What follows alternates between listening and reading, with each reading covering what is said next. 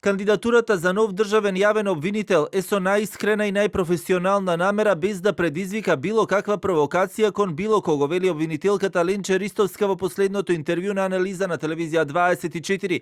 Сепак, говорејќи за својата програма, посочи дека има што да понуди, но и дека се препознала во дел од изјавите на премиерот Мицковски, со кој има отворен конфликт и владеачката партија против кој таа имаше и тужба. Сепак, Ристовска вели не очекува негативно да се одрази врз нејзината кандидатура, бидејќи верувала во програмата. Најважно е за мене тој што ќе биде избран за државен обвинител да ги сублимира сите најдобри идеи и да ги реализира за доброто на обвинителството и за доброто на државата. Не го гледам јас овој избор како од перспектива дека мора да бидам јас државен обвинител или пак дека некого нервирам или дали е ова однапред изгубена битка како што ми споменавте во вашата најава.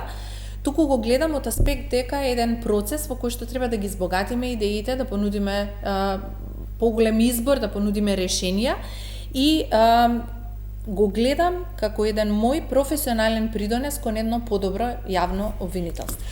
Ристовска е една од 5 кандидати кои се пријавија на огласот за републички јавен обвинител. Предходно своите кандидатури ги потврдија и дел од останатите кандидати, како што е нејзината колешка Лидија Рајчевиќ. Ја потврдувам кандидатурата. Доколку би била назначена на оваа функција, ќе мора да се скенира состојбата што се случува внатре и тоа од повеќе аспекти. Какви предмети се затечени, каква е нивната позадина, од каде се и зошто не се завршени доколку има такви кои подолго траат.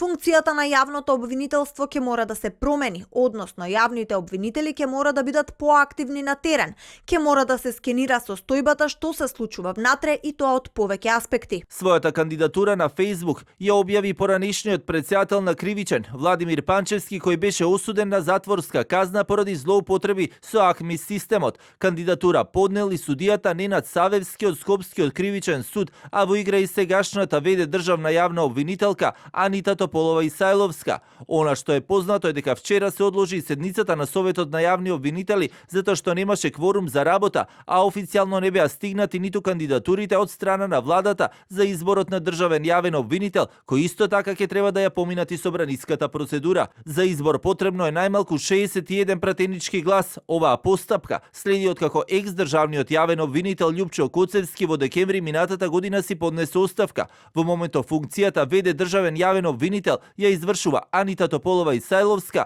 но може најмногу до 6 месеци.